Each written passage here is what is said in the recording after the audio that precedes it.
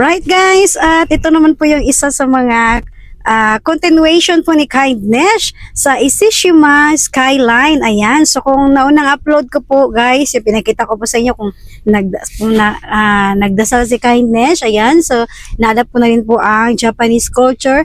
So ngayon naman is, nandito tayo banda. Ayan, sa kabila na po tayo guys. So naalala niyo po, sa unang pasok ko po dito, may left and right tayo pinagpipilian. So nauna kami sa left, ngayon nandito na tayo sa right. And then dito tayo sa may parking area muna. Ayan, so tignan natin guys kung ano naman yung pwedeng gawin natin dito. Dahil tapos na pong magdasal si Kindness. Ayan, so syempre guys, unang pinakadasal ko talaga is para sa bagong taon, maganda lang yung katawan natin. Okay na yun. Maayos sa trabaho. Yan po. Alright, so ayan guys is baba na po tayo maya maya. Park muna tayo guys.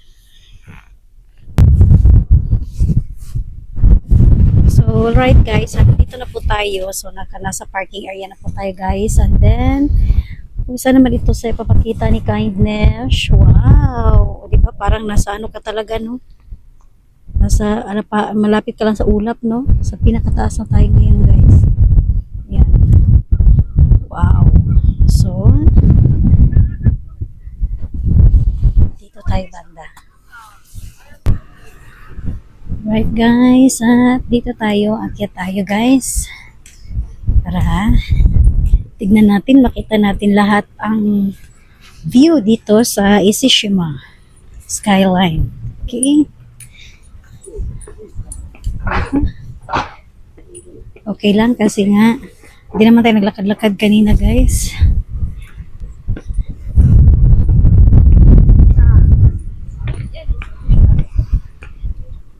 Oh. Wow. Ganda pala dito. Oh. Wow. Sugoy na. Oh. Ang ganda. Wow. Talaga makikita mo yung may daanan pa doon, no? Wow.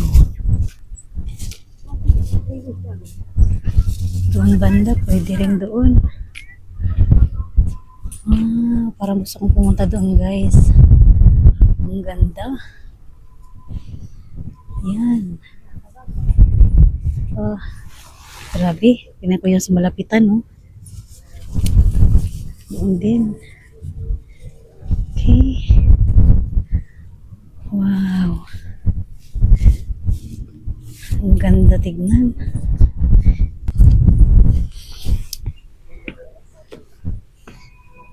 Wow.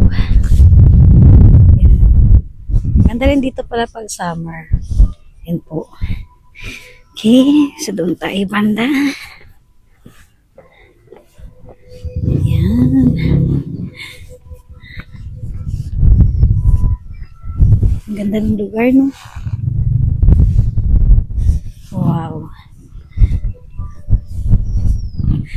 Nagustuhan talaga ni Kindness siya. Sa baba guys, pwede rin kayo doon, no? Maglakad-lakad. Ayan. Lahat pwede niyong gawin dyan. Wow. Maganda dito pala. Mag-picture taking. Yan. And then doon tayo banda.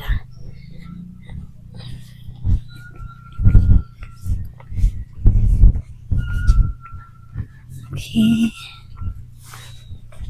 May mga bundok-bundok.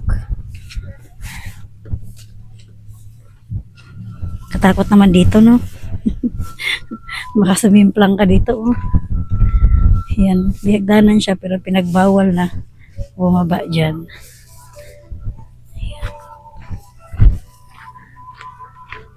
Ayan. So, dito guys, kung gusto nyo talagang makita ng malapitan, ayan, pwede po kayong gumamit dito. Ayan, so, tapos, may bayad naman siya na 100 yen. Ayan. So, pwede po kayo dito guys, tumuntong dito. And then, tignan nyo po dito rin mismo. Okay? So, si Kindness hindi na dahil may camera naman po tayo. Ayan. Okay.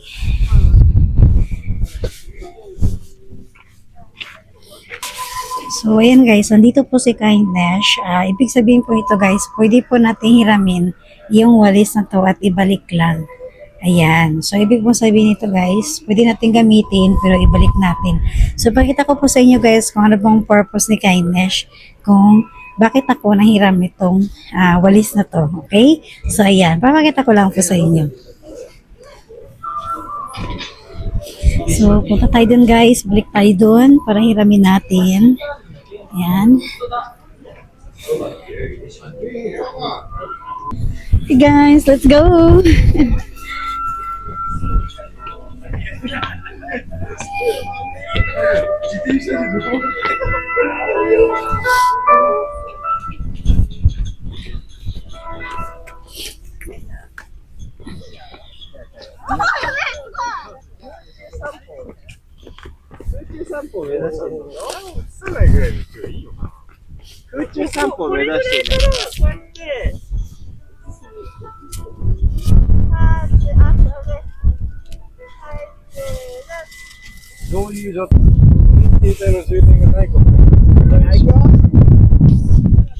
So, bibidyo ako guys, parang nilipad si Kindness kasi malapit tayo sa ulap. せーの。いい。俺のやつはすいません。俺のやつは Ako naman, dito ka banda. Yan. Dahil malapit tayo sa ulap. Okay. Ganyan lang siya guys. Hindi marunong si Kindness eh. 1, 2. Okay, 1, 2, 3. Isa pa. 1, 2, 3. Alright guys, so ibig pong sabihin nito sa post ano na to kasi nasa taas po siya guys. Ayan. Ang ibig pong sabihin kung may ano po, pwede kang mag-mail dyan yung mga wishes mo tungkol sa love. Alright? Ayan. So doon naman tayo guys. Doon tayo sa mumulumul sa ato ang paa. Ayan. Doon tayo banda.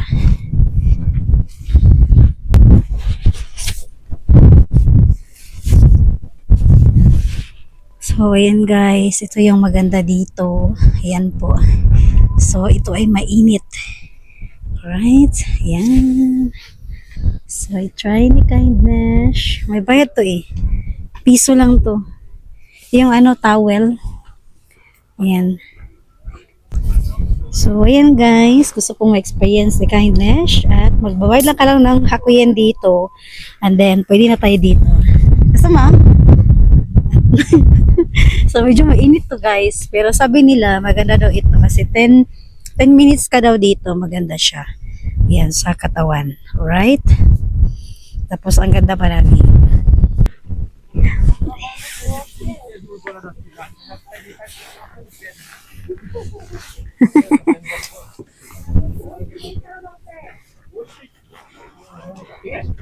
May handkerchief naman ako dito.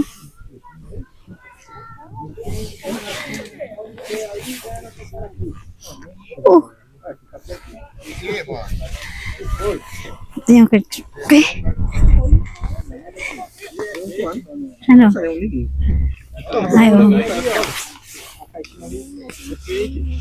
Tem uma bagulho do gás aí embaixo aí, mano. Ah, Wow. enrolou pra mim. Ang init, grabe. Ang sarap sa feeling, guys.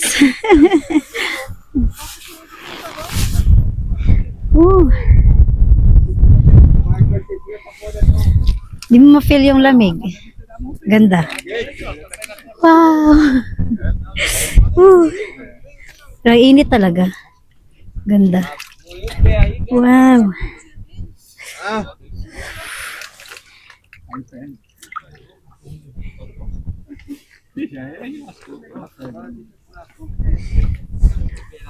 Grabe no.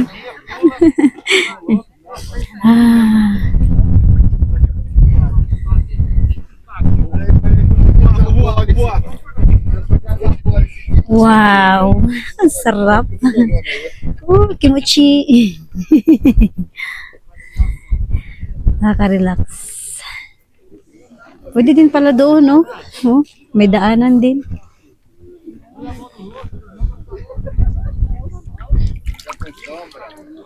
Ayos, guys.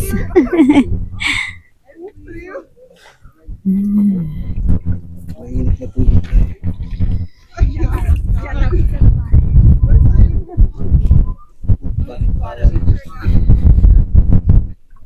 Bayad lang yung hakya.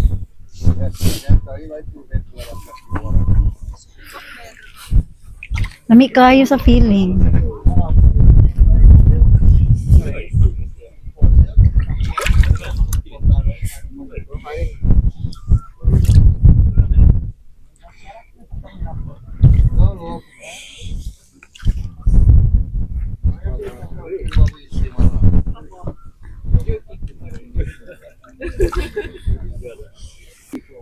So, ayan guys. Lamig yung feeling ni kindness. Sus, pula-pula na kuntil guys. Kay init man siya. The nice kaayo ang place. Good. Yan. And then, ang ganda po ng view talaga. Wow. Ito yung maganda guys. Yung tambayan, sightseeing. Napakaganda po dito masya. Lalo na kung barkada kayo. And then, nakaupo kayo dito guys. May experience na po yung ganito. And then, banding. Ito po guys is bayad po tayo ng Hakuyen. Piso lamang po. And then, sabi nila 10 minutes daw dito na makaupo. Maganda raw po ang makukuha natin na benefits sa katawan. Yan. Dahil ito po ay warm water. Yan po. Yan. So, ang daming tao ngayon guys na namamasyal. Pero, di ba? Kakaiba si kindness. Talagang naupo ako. Yan. Napapawaw talaga ako dito guys. Nare-rest yung ating mga paa. Yan. Lamig kayo sa feeling. Oh. Right guys. Tapos na si kindness. Yan. Pinatuyo ko lang yung aking paa.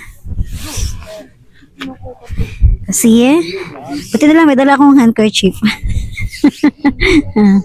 Dami na kaya akong feeling guys. Kay ano na Jude. Then mag-videos tayo. Woo! Yan. Natakot yung asawa ko baka raw malaglag ako ulit sa tubig. Okay.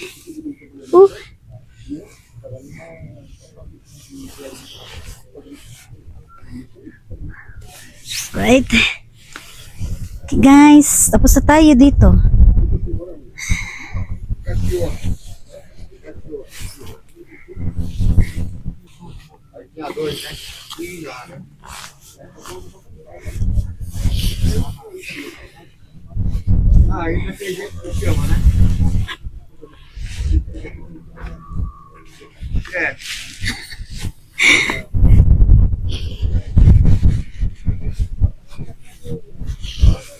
Okay, tapos na din. Right.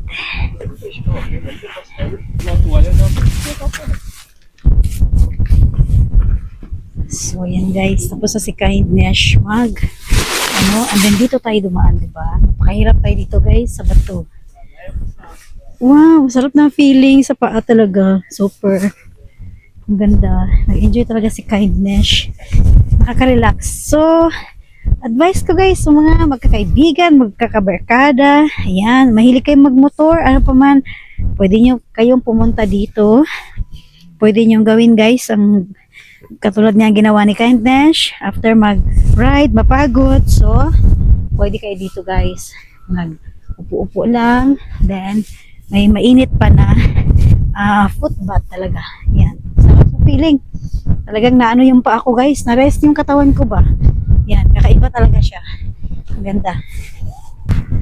So, ayan guys, bago tayo mag-alis dito sa lugar na to, ayan, so, marami kayong pwedeng gawin dito guys, ayan, so, hindi ko na po doon pupuntahan, ayan, so, pakita ko lang po sa inyo ng malapitan, ayan, nakita nyo po, may mga hagdanan, ayan po, and then, doon banda mismo, nakita nyo po yung nag-iisang puno doon, ayan, pwede rin po kayong pumunta doon, mag-picture taking, ayan po, so, makikita nyo lahat talaga, yung pinaka magandang view dito. Kahit dito po sa pwesto ni Kindness, sapat na po. Nakita niyo po ang napakaganda talaga na makikita natin dito sa Ishishima Skyline or Power Road.